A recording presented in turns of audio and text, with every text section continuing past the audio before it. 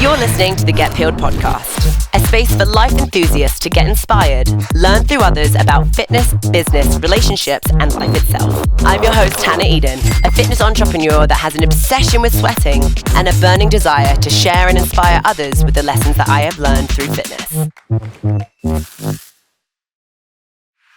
Hello guys, welcome back to the Get Peeled podcast. I'm Hannah Eden and I'm very excited today to be sat down with the one and only Leo Savage. So before we get into things, I want to give you the opportunity to kind of introduce yourself. I like to do a little bit of homework and try and set the scene for who's going to be on the show today. And if you're not watching, he's pretty strong. He's got a great physique and you may recognize him from the old gram.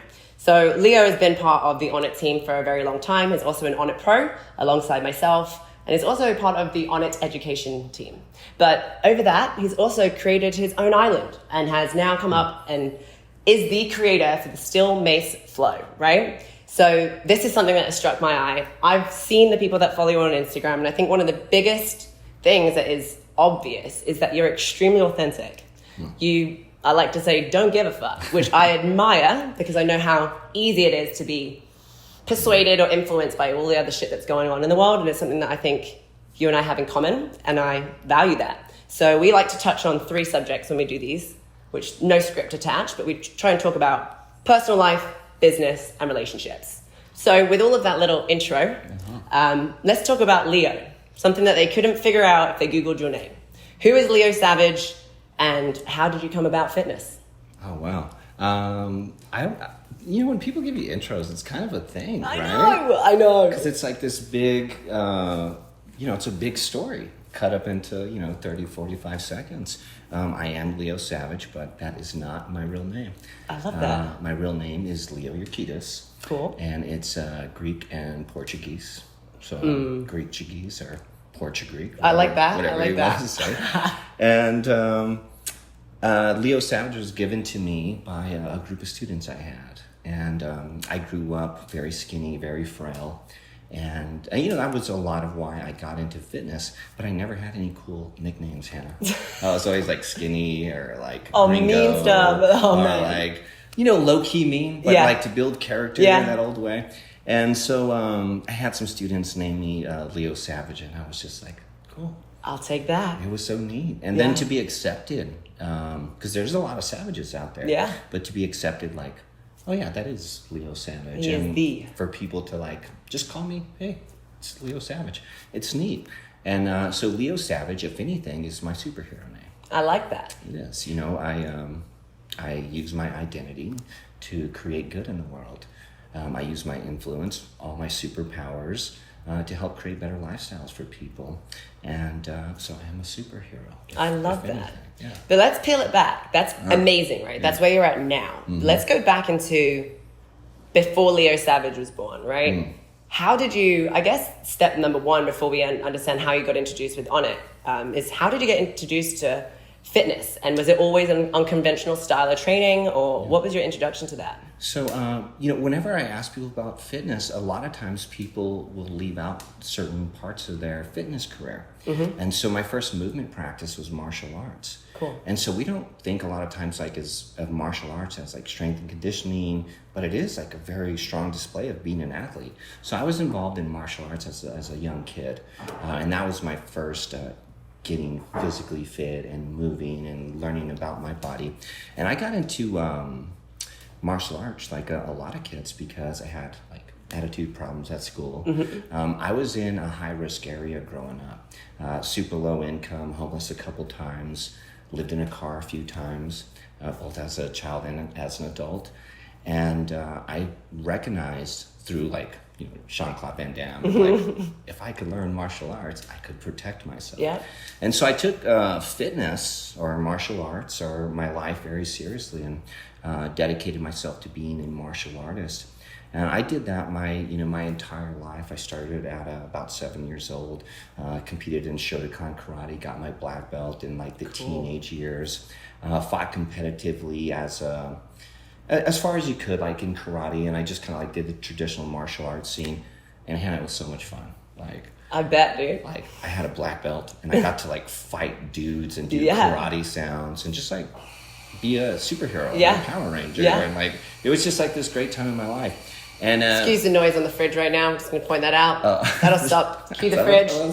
So I took that as far as like I could, and then I found out about like the UFC and started pursuing a non-traditional martial arts like MMA, and so I became a cage fighter. It was really weird transitioning from being like bowing into the mat to being like a prize fighter. Right. They were just two different characters. You went from like a sensei to like a really tough dude with tattoos teaching you how to choke people. And I guess the respect level there shifted. It shifted. It was still there. But maybe not necessarily so much towards the practice, but more towards the fighter.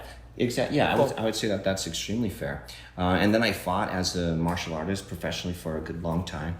And, this story happens to a lot of people. You're competing, you find an identity, and then you get hurt. And so hurt my neck. And, I just remember being like in my physical prime, or what I thought was my physical prime. And not being able to lift 5 or 10 pounds. And I was cutting weight horribly. I was fighting all the time. Just took a weird injury. And, I felt like I really fell into this like victim mentality, like my identity was taken from me. And so from there, I got into partying. I got into drugs. I got into living life not as a straight edge martial artist. And I'm a bit of an extremist. I like to go all in. And so I partied my ass off for a while. And, I woke up one day and it's like, I got to do something about this. And I had this ripping party. Yeah. It was so good. I will never forget. Did you throw rages? I threw ragers. I was a rager thrower. A rager thrower. I like that. I remember the party settled and everybody was gone. And I was like, yes, that was perfect. Like, I felt good. Night was awesome. My friends were happy. And I was like, man, you could do this. You got the formula. Yeah. And I just talked to myself briefly and was like, yeah, but then you'll be here. Yeah. And I was like, I don't want to do that. And so I went and got a U-Haul. Cool. Put my shit in it. Drove to my brother's house. Got sober. Got away from my party friends. Come to find out that I was a lot of the bad influence. It wasn't them. So as I got myself out of there, it did a lot of good for the men. As, being the party animal. I have pins all over this, man. Yeah. So before we get deeper, I want to go back to the childhood thing. And I think that we've just recently flowed in the park together and had a very small amount of time to have a real conversation, right? We were talking about, you were educating me, teaching me new ways to move this unconventional tool. But there was something that you said and that we both were like, yeah, I totally get that. The sense of belonging, right? A community, like why do I create a tribe? Why is it so important for me to make sure that every single person in the room feels seen? Why do I want to love, right? And have all of this compassion? I think that we can all operate with more longevity if we've experienced something in our own life, so that we can make sure that our lifelong mission is to never let someone else feel that hurt or that pain, right? Yeah. So let's tap into that a little bit as much as you feel comfortable. But I think that you say that you fell into the mindset of a victim, which clearly was just a stage, because to me, you weren't a victim. You'd already been a victim in your childhood, and you managed to have the mentality of, let me use this as fuel to my fire.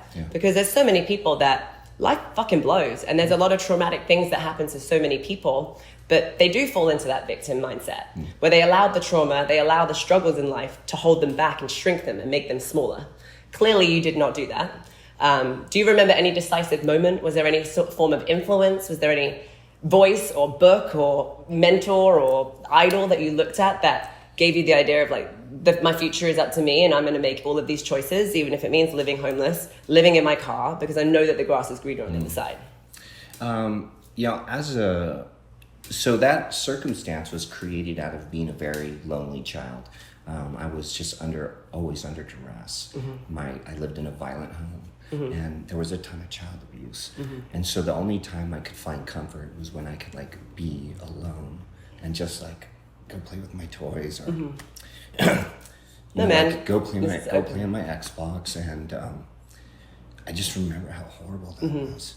And so, I wanted to be a superhero. Yeah. So for me, it was very important to I just don't want anybody to go through that. Right. And if you are an introvert, if that is your practice of finding peace, I want to give you all the tools in the world to where you can have that. Oh God, I love telling stories. Me too. God. But initially. So there was this guy. there was a dude, my sensei. Okay. My Yoda. And what a great story. When I was in school, I just got kicked out of classes, put in like special ed because they didn't know what to do with me. And special ed was like gang members and like kids with special needs, and then kids that they just didn't know what to do with. And so I found myself surrounded by like the gangs of my neighborhood, which is very easy to fall in. Yep. And then I met this guy. I got reassigned to a class, Mr. Petropolis's math class. Love that. And I show up, like, 15 minutes late after like the class assignment. So everyone's looking at me, and he hands me a math packet. He's like, fill that out, get as far as you can, and then give it to me. And so I finished the packet. I give it to him. And he's like, how far did you get? I was like, yeah, I finished it. And his eyes just like got super bright. And he was like, okay, we'll do this one. And he hands me 3 or 4 packets, and I just keep, getting through them. And he was just as happy to find a student that he could teach. So he would give the assignment, and he would sit by me in class and teach me math. And it was like... He saw you. He was a positive male role model that I looked at, who didn't owe me anything. My grandma or my mom weren't paying him tuition to watch over me. He was this dude who super cared. I'll sum this story up, but he was like a big highlight for me. I'm bartending years ago, and I was in my Great Depression after my injury. And this guy shows up at 10 a.m. and he's like there with his wife to get a beer. And he was like 5 minutes before we could pour beer. And he's like, hey, I'm gonna get a beer. And I said something cheeky. I was like, oh, you're getting a beer, blah, blah, blah. And his wife goes, yeah, he just retired from APS. We're celebrating 25 years of... And then it hits me. It's him. It's fucking him. No way, man. You just give me chills. It's fucking him. And I held on to that story for years. Yeah. And I've told it, to people, but yeah, and I told him the story. And we're sitting there at Buffalo Wild Wings, crying, pouring beer, and he's like, this is why you do it. This is why you became a teacher. Yeah. And so for me, like, that instilled in me, like, wanting to be a teacher. How do I be of service? Well, if I could be, that type of inspiration for somebody. So that was, in my younger years, one of the people who pulled me up. That's incredible, man. And I think that just from hearing that alone, like every single interaction that you have with someone matters.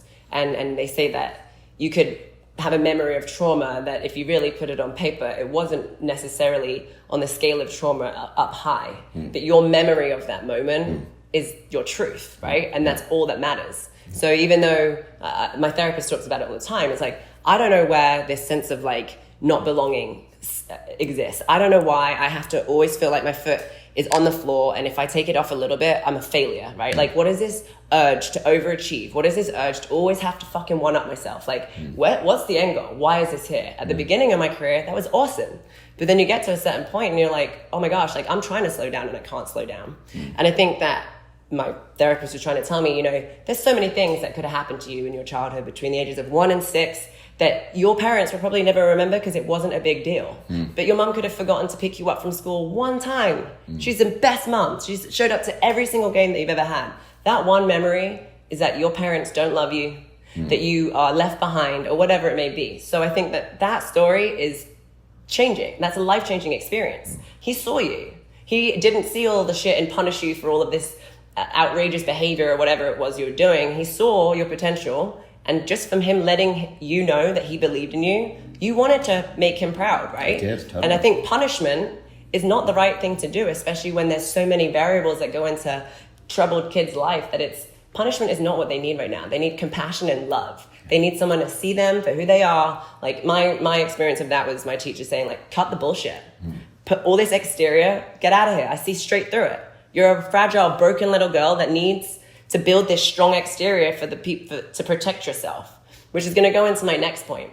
From listening to what you're saying, right? You get into fitness at the beginning because you want to feel strong. You want to feel protected by building this exterior strength, right? Yeah. The internal was still the same. Probably weak, tired, sad, alone, all of these emotions that are really real, but we don't operate through that. Then you go through this experience, you get to a certain place in your life and maybe your fighting career, right? Where your motivation is to be strong, exterior, and tough.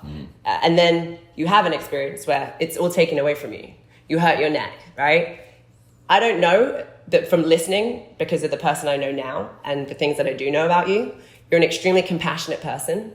You give everyone the most amount of eye contact and you lock them in to make sure that you see me. I know that you're present right here. You're not distracted on what's going on Instagram. It's a very genuine interaction. So I have a question for you, which is, and this is very new for me, like my reason to be strong was because I know I'm not on the inside and I have wanted to build that exterior. But now this is very new, like in the last 3 years of me, why do you need a tough exterior? Fix the internal and the exterior doesn't matter anymore. Yeah. Was there something that happened during that time where you hit rock bottom, you went through the partying, you went to your brothers for you to try and fix what's going on the inside, for you to come back and operate through fitness to find this exterior strength, but really not because you're trying to make people afraid of you. You're just trying to now share a lesson that you've experienced. Did something happen? Did you find a therapist, find a book, or try and heal what was inside for you to come out as this new version of Leo Savage? Yeah, I found a girl. That's amazing.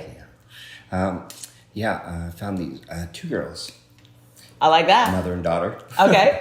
Do you know what happens to a man when he has a little girl? I don't. Man, it will. Having a little girl will make you sell your motorcycle. That's a big deal. That's a big deal. I mean, think about that. Many men have taken a softer side of life because they're parents to little girls. I think with the little boy, you get a friend. Yeah. You get to teach how to ride a motorcycle. Yeah. With a little girl, it's different. So I met this fantastic woman and got to help her raise her daughter for 8 years. Awesome. The best time of my life. Mm-hmm. And I started making decisions to be a better person for them.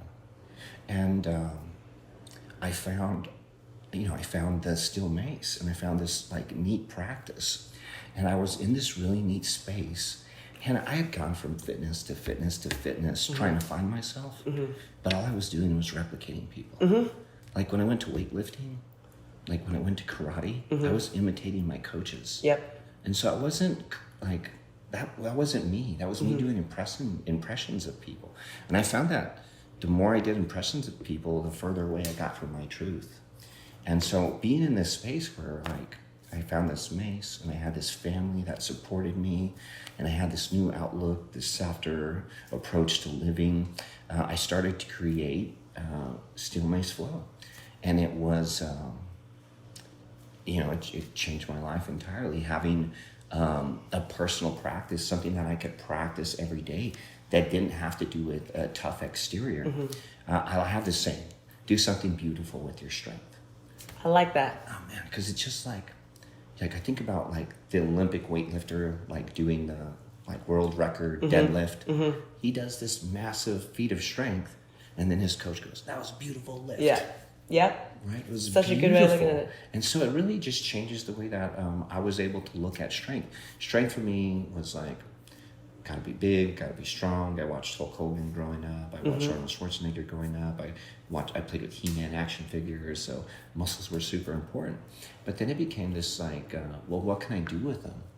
And so my training for life just became different. I had a practice as a man. I had a personal practice where I wasn't finding myself, but I got to create myself. Right. So flow is like this. Wait, say that again. That's important. You weren't finding yourself. You had a chance to recreate yourself. Create yourself. Yeah. That's incredible. Yeah, don't find yourself, create yourself. The first time I heard that, I was just oh yeah, no, that's important. And it really gave me a lens to look back at places in my life where I was replicating or I was creating. And I was able to see where I was the most happy in this area of creation. And so having that personal practice where there were no rules, Steel Mace Flow, there's no rules. You get to do whatever you want. You get to express yourself however you want. I never did anything wrong. Right. Because there was nobody there to tell me to do it wrong. So I had this practice where every day I was rewarded. And I got to do something new every day. I was one of the focuses on my practice was there's no rules. There's no lecture, there's no certification, there's just this stick, and what am I gonna do with it? And I started to find out flow, because I was finding flow state. Yeah. It's your past, it's not the future. Yeah. So flow state may be the future, but when you enter flow state, you're acting out things in your past. Mm-hmm. Hannah, when I was in high school, I used to break dance. No way. This is how I used to get the girls, man. Oh shit! I was an introvert, but I could like, Make it happen? I could dance, I know a couple other people that like to do that. Like coconuts. I quit dancing. What? Yeah, and I was in theater in high school. Why did you quit? Avenues. Right? Okay. Like there were no more high school dances. There were no more drunk parties for me to go dance. So I just, but I loved it. And I found out when I was like flowing with the mace, I was like, wait, I'm kind of dancing and I'm kind of doing karate. So flow ended up being like this treasure chest of all these things that I really loved that had like buried and put away. So I got to interact with like the best parts of my life while I was going through this flow work. And, through the love of a supporting family, I got to push it really far. That's incredible, man. This story is really powerful, actually, because I've known you, but I don't know you. You know what I mean? Yeah. So I'm really grateful for you sharing, first of all. I think that anyone can listen to this and take something away. But it's a beautiful story, because with a victim mindset, everything that's happened to you in your life could be a reason why you don't grow and you don't become a bigger person and try and make something great out of something that isn't so great, right? But do you have any regrets in your life? Do you think that you would be able to be in the state of mind that you are now if you didn't experience all maybe the trauma or the horrible dark places? Yeah. What is different? I lost my family. Because you were trying to better yourself? I just got obsessed with my work. And I was consumed by it. And I saw like the people I was helping. And it was so hard to stop. Balance is always thought of like justice, 50% here, 50% here, the golden rule that's in the Bible. Do unto others as, right. I don't know the rest of it. Right, I have no idea. But... And so I learned from one of my mentors, Shane, that balance equals harmony. Sometimes, I went 100% of my career, and at times I took my family for granted. And I realized, well, I need to balance things out. And so I gave 50% to my family needed 100. Yeah. And I just wasn't there for it. And so biggest regret and toughest thing I had to do. And there was a moment where gone through the breakup and I was packing, like leaving the house, and I couldn't do it. Like everything had a memory. The jeans. When you say family, is this the mother and child? Yeah, okay. Yeah. And I just couldn't go through all the memories, so I pulled in the trash can and just threw everything away, Hannah. Restart. And I had 5 pair of shorts and my mace, and I had a new life. And I remember being in my studio, and I had practice in a few days, and it was the longest I had practiced since I started. I'm very emotional. That's all right, man. And I started doing my ritual to go to the gym, not knowing I was preparing. Like, got my music ready, charged my stuff, packed my bags, and then next thing I know, I'm at the gym, and I had this moment where I was looking in the mirror, and I just made my mind up. I'll never stop. I had to go through that. I've got to help a lot of people, Hannah. Well, it is the toughest thing I've ever had to do or endure. It's the best thing I've ever done. It's the most fun I've ever had. I get to travel the world and teach people how I healed. The story of Still Makes Flow did start at one time. When I was alone and I'm looking in the mirror and I have my maze, this thing hit me. Nobody's coming to rescue me. Nobody's going to come help me. If I want to do this, you have to get up. You have to practice every day. It's like you're on the wall of our office. We just had a crazy brainstorming conversation about that, which is ultimately the hardest fact for anyone to understand or accept, which is your life is up to you, right? Absolutely everything about it. Like if you don't like who you are, you can change that. There's no one that's going to change it for you. If you are unhappy with where you're at in your life right now, no one's going to save you. No one's going to save you at all. And I had that epiphany, which was like a holy shit moment, right? But it's a terrifying place to be because it's always been up to us and it will always be up to us. Yeah. And most people don't understand that. You know, they Kobe Bryant's quote, right?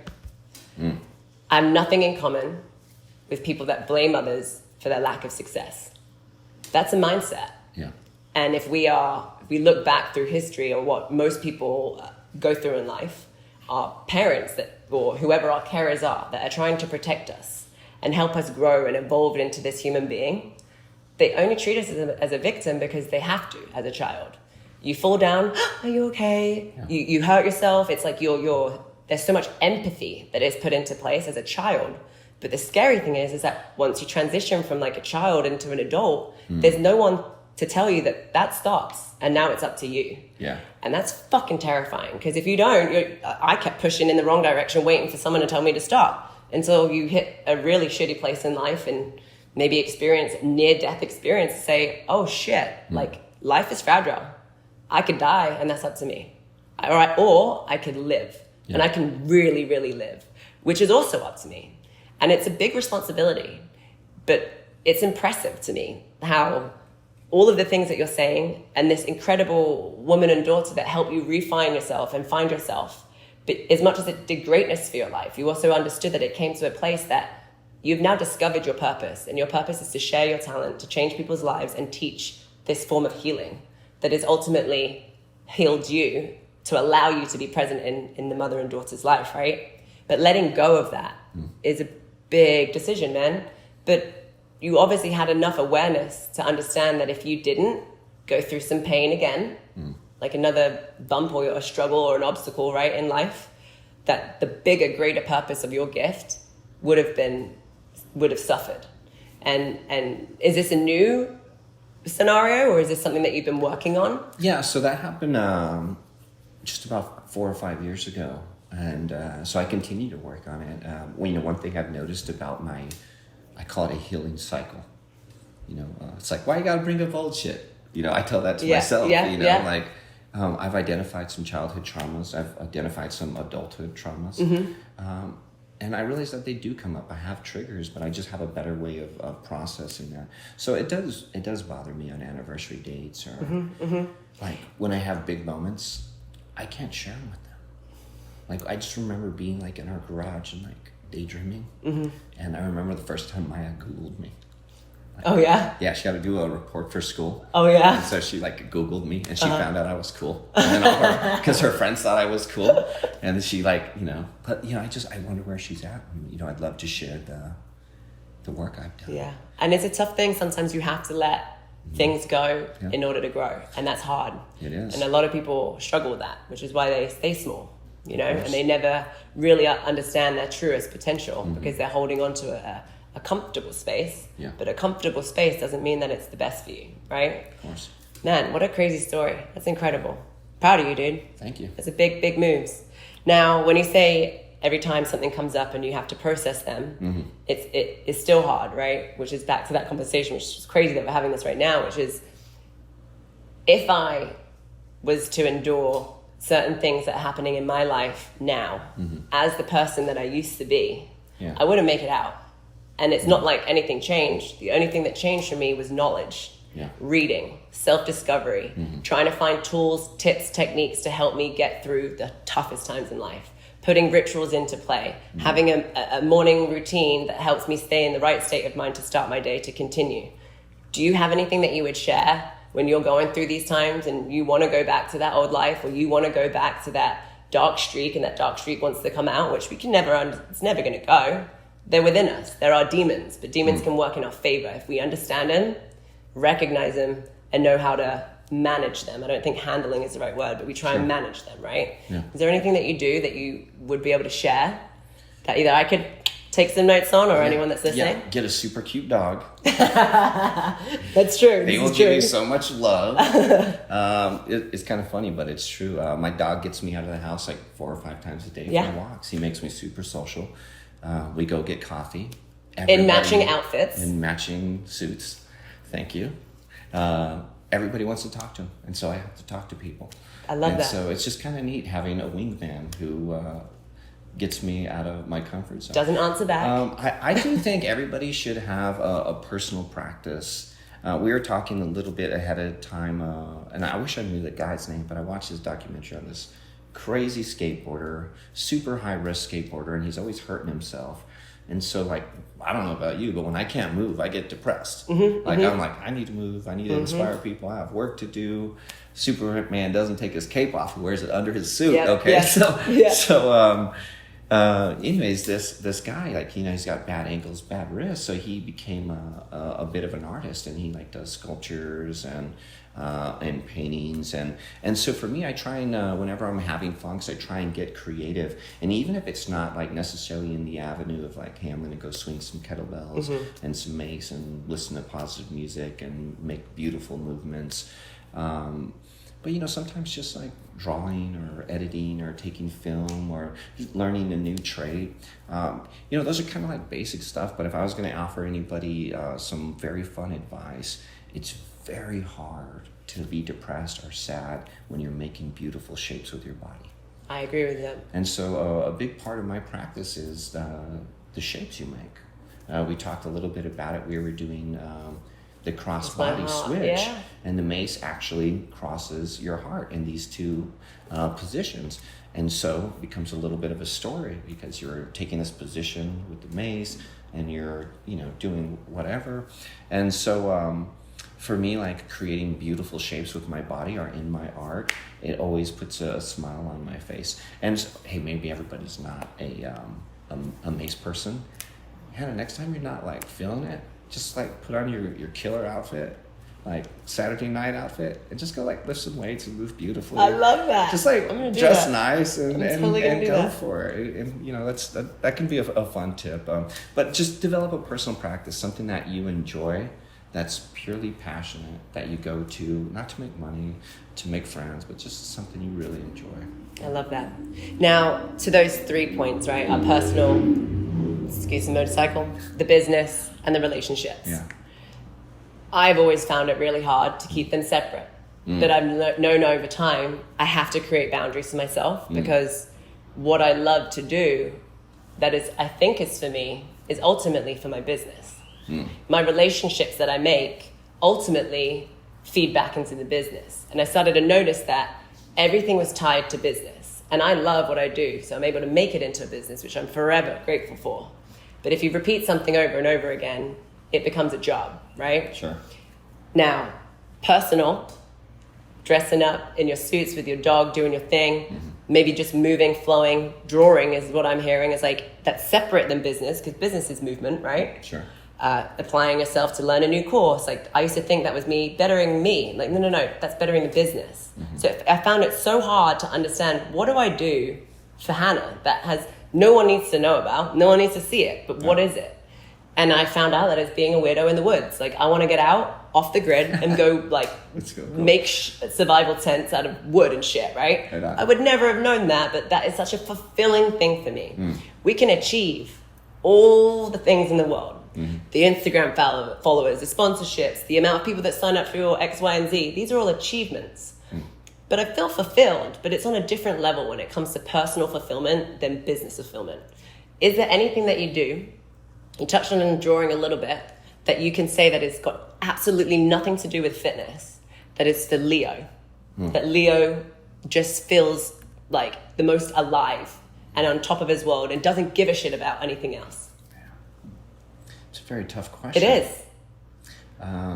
Being the creator of a fitness system, everything I do is involved in Still Mace Flow. If I post something bad, it affects the business. Yeah. And so very much Leo Savage is part of Still Mace Flow. So when do I get to be Leo Urquidez? Yeah. I don't often. But I do enjoy what I'm doing so much. But I do have one hobby outside of working out and moving. I play video games, Hannah. I love that. So that's it right there. Yeah, it's me and a couple of my friends that I've had for years. I call it my men's group. I love that. It's like going to a bar and like complaining about stuff or celebrating stuff. We get our headsets on, and one's in Dallas, one's in New Mexico, and we just like all cook food while they're like playing, or I'll play and they're cooking, but just like for the social environment. Hannah, I find that this is such a funny story. I made $4 playing video games 2 days ago. $4? Yeah, this is big because growing up, I played video games, and everybody always told me, you'll never make any money. So here I am, 40. I've been playing for like 30-something years. But you made it. Fucking dollars. Yeah, that's amazing. Congrats. Congrats. I was sitting there, and we won a tournament, and I was like, I can't believe it. I felt like a little kid. I mean, I didn't feel like a little kid. I was a total little kid. That's amazing. My legs were doing weird shit off of command. My toes were curling over. I was like, I did. That's amazing. Yeah. That's amazing. But if this conversation take anything away from it, that is the one thing I will say is fill that cup more, man. Because no matter how great things are in business, and I absolutely eat, breathe, live, and shit what I do. I love it. It gets me off. But I didn't realize that I kind of needed to feel that personal fulfillment in other spaces that wasn't tied to it. Because it always comes back to it, which really, it's for me. But again, it's like, well, if I post that, people might not like it. That's business, right? That thought process comes up, that's business. Now we're going to go into relationships. You talked a little bit about the past relationships that you had and how they were incredible, right? They offered you a life-changing experience. You found a softer, kind of deeper other side of yourself that you didn't maybe know that was there. And then it also came to a point where that relationship was almost like not allowing you to grow even bigger than this new version 2.0 that you'd found in that stage. Relationships now, how is that for you? Well, I just started dating again, Hannah. Hey, congrats. It's been so much fun. I want a reality TV show around my dating. It's horrible. Is it? Tell me more, because I've been in a relationship for 10 years. So normally, like, if I wanted to ask somebody out, you're kind of like hang out around them. You work together. You go to the same coffee shop, and there's a vibe. Yep. I'm just doing online dating. And so you don't know there's a vibe. I feel like I'm taking job applications. Yeah, that's amazing. And I got catfished.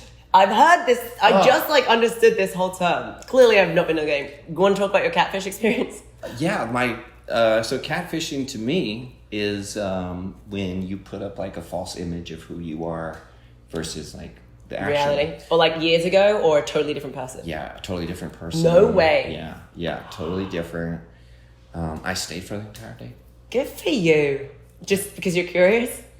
Well, I remember part of me was like, nobody likes getting lied to. Yeah, of so course. There was not a good way to start. I remember my nostrils were like, oh, God. And then I was like, this is going to be so funny. Yeah. And then I remember going, well, stay. Yeah. Like, see how much fun you can have. And so, we had a fun time, and, that was that. And, but yeah, it's been fun, it's different. It's a new age. Putting yourself out there and doing it virtually, I can't imagine. It's different. It's too awkward. It's been great, like dating outside of my circle, which is kind of interesting because in my circle, and this goes with all people, you're somebody. So you're like more attractive and more desirable because people have a lens on what you are. And so it's been very neat dating outside of that pool and, allowing that process to take place. But it sure is fucking weird telling people what I do for a living. Oh my God. How do you even explain it? Well, here's the thing. I dance with a ball. Yeah, right. I do some really weird stuff in my body. I flow the energy. If you said that to someone that didn't understand, they'd be like, okay. Here in Austin, they get it. Of course. Yeah, I manifest energy and happy thoughts. They're there like, you go. Oh, okay, great. Got it. Yeah, so I moved to the perfect place. That's awesome. Yeah. So we talked about personal, we talked about relationships. Now, still may flow. Yeah. Let's talk about it. We've all got ideas. How did you, A, have the confidence to execute, and B, this is now a thing. It has become a thing, right? That I know about it. I know strangers that don't know you that also know about it. Like, you've done something great here, and you've created a brand. Now, what were the steps that you took to do that? And, was there something that was a conscious decision? It's like, I'm going to make it a business, or it just was passion that evolved into what it is? So my original practice was with a sledgehammer. Cool. I remember taking back my childhood karate was a bit of a daycare. It wasn't the real shit. It was what we call a McDojo. Okay. And but I went through the process, and I had a lot of I could have done better with that length of time. So anyways, I wanted to take back my childhood karate, and I started doing karate with a sledgehammer. And it wasn't confidence that got me to a place, it was understanding. Okay. I start swinging this hammer, and I feel amazing. I mean, I just feel so great. And then my body like starts to change. I start to get these Wolverine muscles. And so I was like, well, people are not going to understand this because I don't understand what's going on. But I've never weighed over 135 pounds, and now I'm starting to put on lean muscle, and my soul is happier than it's been in years. And so it was just a lot of understanding, like, people are not going to understand what you're doing. What you need to understand is, Leo, I remember having this conversation, is you're a forward thinker. You're thinking into the future. And so people are going to talk shit about you for a long time until they get into a situation where you can't bash somebody for their sexuality or their feminine attributes or the colors they like to dress or wear, which we're going through now. Right. And so because I've been a cool motherfucker through the whole time, I love that. and not told people, fuck you, you're wrong, and shaming them for their comments, I just like, they'll get it in a few years. And so now that there's all these amazing movers, and shout out to Conor McGregor and his light to his movement coach, I can't think of his name, Ido Portal. Okay. And Ido Portal ushered in this new idea of movement. It's a movement practice.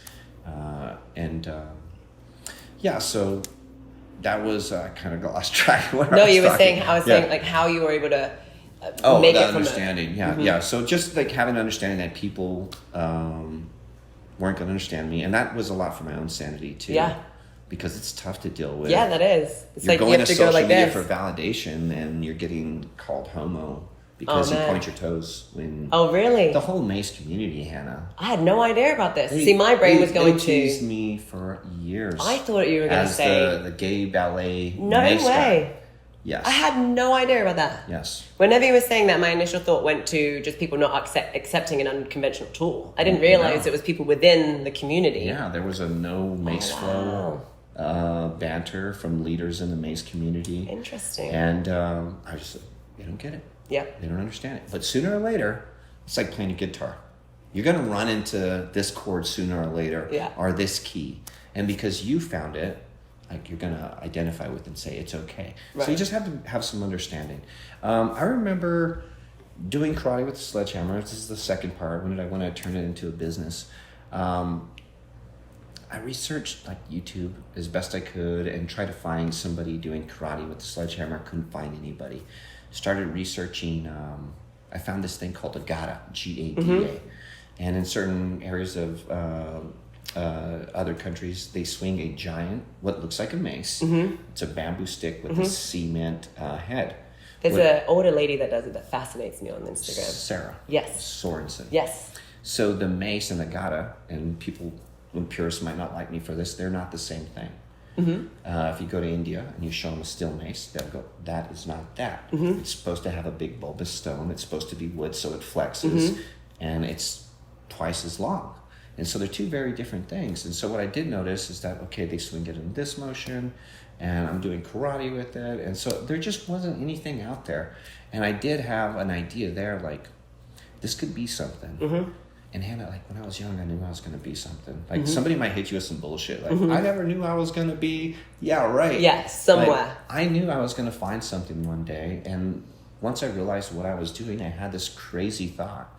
And it's tough to keep your ego in check with thoughts like this, but you should have an honest-to-God conversation about who you are. I said, I am the best in the world at this, because nobody was doing it. Right. But I was the best in the world because nobody was doing it. And I said, stay in front. And so every day was a practice of creating moves. And then somebody asked me to teach them. And it's very hard to teach somebody what you're feeling. Right. And so I said, I can't. Sorry. I don't know. Yeah. I later found out about the Onnit Academy. And they had a mace. And I love Joe Rogan for his free thinking. And I went to Onnit.com and I looked at the mace and I thought, that's stupid. It was like, it's black. Yeah. There's no sexiness to it. It was like a white background. There was no like, Eric Leha wasn't holding it. It was just there. The mace. And I was like, that's dumb. And so sooner or later, I run into this guy and he gives me one. He came to do a kettlebell certification. So I finally, he sent me a mace, odd story. But I finally got my hands on a mace. And so I start figuring out who Onnit is, what they do. And they had a certification teaching Onnit steel mace with their old coach, Eric Malin. Cool. And Eric Malin and Shane Hines came to my hometown and they taught a certification. When was this? What year was this? Man, this is like 2015. Wow, man. Yeah, it's been a long That's a long road. journey, man. Wow. So cool. I didn't used to have gray hair in my beard. But yeah, and so I realized, how to talk mace and how to take it from something I was feeling into something I was doing. And so I became, here I am. I'm the best mace guy. And that's my story. And I'm doing this flow thing nobody else is doing. I'm getting all this backlash from all these people. It became very important to me to create leaders right away. Not to necessarily to grow the business, but Hannah, I got to take my life's work and I got to put students through the process of hey, here's what I do to heal. The feeling of giving somebody a tool they can use to get through their shit, to fight their demons is one of the best feelings in the world. And I was like, I can't hold this for myself. Yeah. So I started certifying coaches because I wanted my coaches you have to feel this. You think doing the work yourself is going to change you. Wait till you help somebody change themselves. Yeah. And so I started creating coaches and it's become a worldwide phenomenon. And this is so cool. People have no idea who I am. That's really cool, actually. But still, my flow is what it is. Yeah. I have this fantasy, right? I work at Onnit. I'm going to be doing Makes Flow. And Joe Rogan's going to walk in. He's going to see me. What's that? That's the best. This is my fantasy. And then, that's the best thing. Let's do that. It's so cool. And I'm like, yeah, Joe, this is the Look at thing. this. So anyways, I'm at the gym.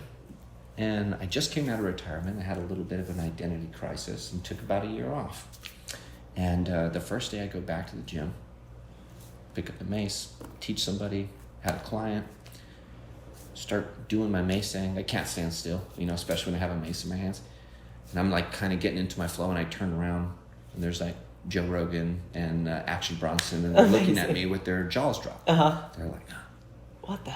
And I just remember in my idea, if I ever saw Joe, I was going to run over there. And I was just so in the moment, I just kind of cool. And I was very proud of myself for that. Not awesome. Slipping out of what I like to of do your to state. come do the thing.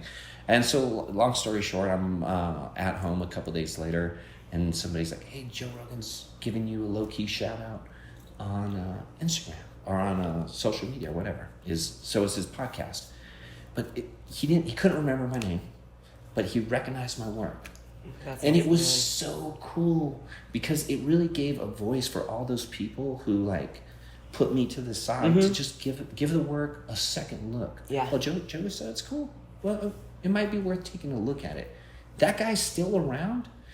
Hannah, if you want to get somebody into your stuff, just be a good person. Right. All around. Right. You're going to have to do that for a long time. And people will eventually go, Leo's a great dude. He helps out everybody he can. Yeah. What does he do that's different? Well, I journal, I take cold showers, I breathe, I eat well. Yeah. No, what do you do that's different? Oh, I swing a mace. Yeah. Oh, okay, so this must equal this. And so it's so neat to have my work out there and see my kids play. That's awesome, man. Yeah. And that's straight passion, right? Because I think that if you were upset that someone recognized steel mace but didn't know who you were, then you're operating off of ego, and it's got nothing to do with that. This is literally you trying to share this tool of healing that you've experienced to someone else, and that's fucking awesome, man. I didn't know any of this, by the way. This is a really fast. I forgot that the camera was there. This is a fascinating conversation.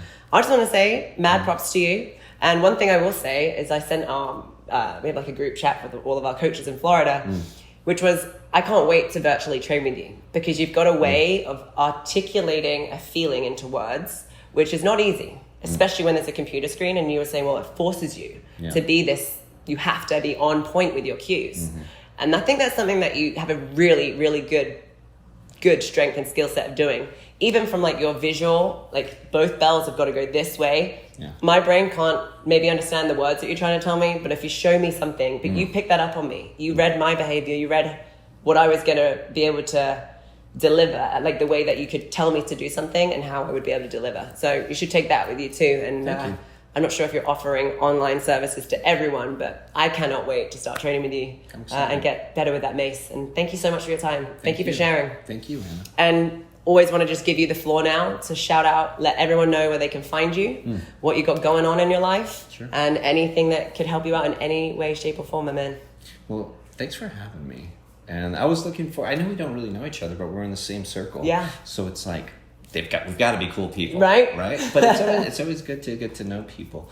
And so I was really looking forward to sharing my story with you after hearing you talk about a couple of our friends, Slush Robes, and the crazy trainer chair. They're so cool. What can I tell the people? Oh, and then of course, thank you guys for listening. Thank you so much for listening about my journey. You guys can find me on Instagram, leo.savage.smf. You can follow me at stillmaceflow.com to keep up with all the Still Mace Flow education that we offer. We've got 2 levels, a level 1 and a level 2 certification. Everybody passes the level 1 education, but the level 2, we've had about 10% of our people complete it. I like There's that. There's a lot of work that goes into it. I'm happy about that. Yeah. That there's some work that needs to be done. So we offer that program. I teach every other month, which is great because I have every other month off. Yes. And I'm here in Austin, Texas. If anybody wants to come visit, you can meet Butter Savage, my adorable French bulldog, and we can swing some mace. So thank you so much. Thank you so much, dude. Appreciate you. All right. For real.